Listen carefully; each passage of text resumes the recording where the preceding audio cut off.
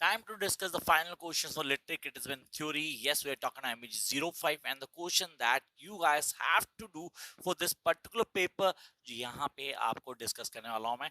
Along with this, you will going to have the discussion over the short notes. Yes, the short notes जो आपको on tip होने चाहिए. इसके अलावा कुछ basics जरूर बताऊंगा इस क्लास के बीच में. तो do watch the video till it ends and make sure that you're going to get each and every point clear. और कोई topic clear नहीं होता तो comment box is just for you guys. Let's start the class. The first thing, literary criticism and theory. And the very first question, what is literary criticism and its functions? I repeat, what is literary criticism and its functions? और इस question को बदल के वो ऐसा दे सकता है, comment on Jacques Derrida's function of literary criticism. I repeat, comment on Jacques Derrida's functions of literary criticism. तो आपने आंसर यही लिखना है, कुछ अलग नहीं होने वाला. आई रिपीट, इस पे ध्यान देना. This your first question. Come to the second question. Distinguish between Plato's and Aristotle approach to imitation. Plato and Aristotle approach to imitation. इसको क्वेश्चन को बदल के वो ये भी दे सकता है, comment how and why Plato hostile towards poetry. I repeat my question. How और why Plato was hostile towards poetry. तो उसका आंसर भी कुछ अलग नहीं होगा, सिर्फ एरिस्टोटल का पॉइंट ऑफ व्यू नहीं देंगे आप. Come to next one. What are the elements of tragic according to Aristotle? Sir tragedy के एलिमेंट्स क्या होते हैं? क्या 6 के 6 एलिमेंट्स देने होंगे? क्या क्वेश्चन में 3 एलिमेंट्स भी पूछ सकता है? डेफिनेटली 3 भी पूछ सकता है, 6 भी पूछ सकता है. अगर उसने स्पेसिफाइड किया कि जस्ट 3, तो 3 ही बताने हैं, 6 नहीं बताने. Yes, you can mention there are 6 elements of tragedy. उसके बाद उन 3 को बता दो जो आपकी चॉइस है. Come to next point. कहना, why do Plato declare the role of poet as subversive? So is this as same as the poetry is hostile by Plato? Same question, बस क्वेश्चन को थोड़ा मोल्ड कर दिया गया. And you guys need to clear the concept कि भाई हम answer कैसे लिखेंगे. ये पेपर सबसे डोमिनेंट पेपर है. अगर आप खाली ये क्वेश्चंस करके चले जाते हो, ऑनेस्टली ये क्वेश्चन कर जाते हो, you will going to clear the paper easily. कुछ अलग नहीं है. एक दो क्वेश्चंस अलग बताऊंगा जो मैंने यहाँ नहीं लिखे. Come to next one. Why does Plato declare the role of poets as submersive? यहाँ तक किसी को कोई डाउट नहीं होना चाहिए. हम फर्स्ट 2 ब्लॉक्स कंप्लीट कर चुके हैं guys. Just 4 question and first 2 blocks have been over. Come to the third block. Comment preface to lyrical ballad as a manifesto to romantic literary. Sir literary criticism बोलूं तो गलत नहीं होगा. यहाँ आपने प्रीफेस टू लिरिकल बैलेड की बात की, the work of William Wordsworth. तो यहाँ वो क्वेश्चन बोल रहा है, comment on preface to lyrical ballad as a manifest to the romantic literary criticism. So उसकी ideology, concept, what he mention in a preface to lyrical ballad, we need to mention all. Jump up next question. Explain fancy and imagination as brought out by Coleridge in Biography Literaria. Biography Literaria was a work that was being created by S.T. Coleridge after he spotted William Wordsworth, his friend, in Poetry Dictionary और the preface to lyrical ballad. बाद में उसको लगा मैंने blunder कर दिया, तो उसको बायोग्राफी लिटरेरी क्रिएट करना पड़ा, जिसमें एक चैप्टर था हमारा फैंसी एंड इमेजिनेशन, जिसको हाईलाइट किया गया जो आपके कोर्स में. Come to the next one. कहता है assess the seminal critic concept formulated by TS Eliot. से टीएस इलियट कहां से आ गया? Come into the fourth block, that's a new criticism. TS Eliot ने 2 चीजें क्रिएट की थी, अगर आपको याद हो तो. Sir traditional and individual talent. I repeat, traditional and individual talent, वो यहाँ पे आएगा. So here we have the question. कहता है assess 2 seminal critical concepts. वो दोनों वही हैं. Concepts now.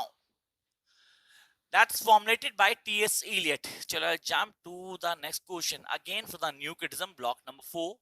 That is, write a critical note on the death of an author. Death of an author. Work to text भी यही है. घबरा मत जाना अगर पेपर में क्वेश्चन आता है. Define the concept work to text in new criticism, that is the death of author. Basically कोई भी ऑथर अपने काम से जाना जाता है, और काम जैसे ही ऑथर खत्म कर देता है उसके बाद डिपेंड करता है व्यूअर्स के ऊपर, रीडर्स के ऊपर, वो उसको कैसे जज करते हैं. So this is the most important question जिसको आपने ध्यान रखना है. Write a critical note on the death of an author. Come to the next one. Comment on I. Richard catalogs in a practical criticism. I. Richard, John Crowe Ransom, sir वो भी और ये दोनों वो थे जिन्होंने न्यू क्रिटिसिज्म का concept दिया था. जिसको आप प्रैक्टिकल क्रिटिसिज्म भी कहते हो, उसको डिफाइन करते हैं, उसके पॉइंट्स को हाईलाइट करते हैं. You need to mention all the features of new criticism in it. Come to next one. कहता how Marxism has influenced many critics in 20th century. Marxism now, अब वो कैसे क्रिटिक्स को इन्फ्लुएंस करता है. So I need to give the answer. सन literary और literal words में जो डिफरेंस है वो यहां से आता है. क्लास स्ट्रगल का क्वेश्चन यहां से आता है.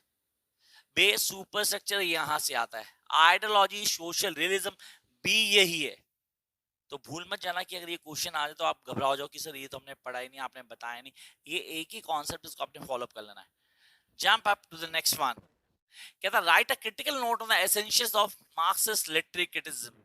तो एसेंशियल जो मैंने अभी सारे बताए, वो सारे एसेंशियल्स यहाँ आ जाएंगे. Right a critical note on the essentials of Marxist literary theory. Come on, next question. That is block number 6. Feminist literary criticism. Here we have. Give reasons for Alan Showalter discontent with existing feminist criticism. Alan Showalter. Yes, we're talking about Showalter. अब यहाँ पे clear करना जरूरी है. हम बोल रहे हैं feminist criticism in the wilderness. Here's the feminist criticism in the wilderness. उसके concept क्या हैं, कैसे clear करते हो, चीजों को कैसे define करते हो. What are the basic norms that you guys need to clear? This come from here. Then comment on the second sex by Simon D. Beauvoir. Second sex बहुत dominant है. second sex आप बिल्कुल भी avoid नहीं कर सकते. आपने woman as a reader, woman as a writer, woman को पहले inferior class बता दी society की, उसको define कर दिया. तो वो आपको conceptually पूरा clear होना चाहिए. अभी कहानी यहाँ खत्म नहीं, काफी कुछ बाकी है जो आपको आना चाहिए.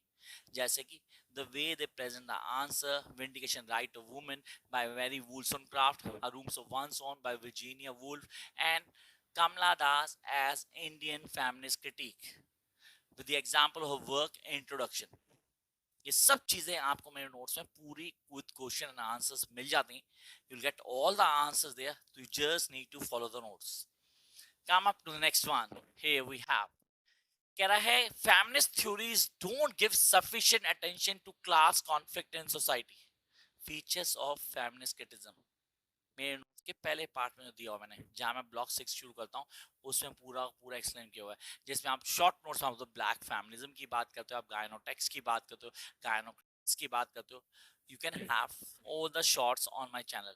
अगर चैनल पे पहली बार आए, if you not subscribe the channel till now, guys, do subscribe immediately so that you can access all the videos.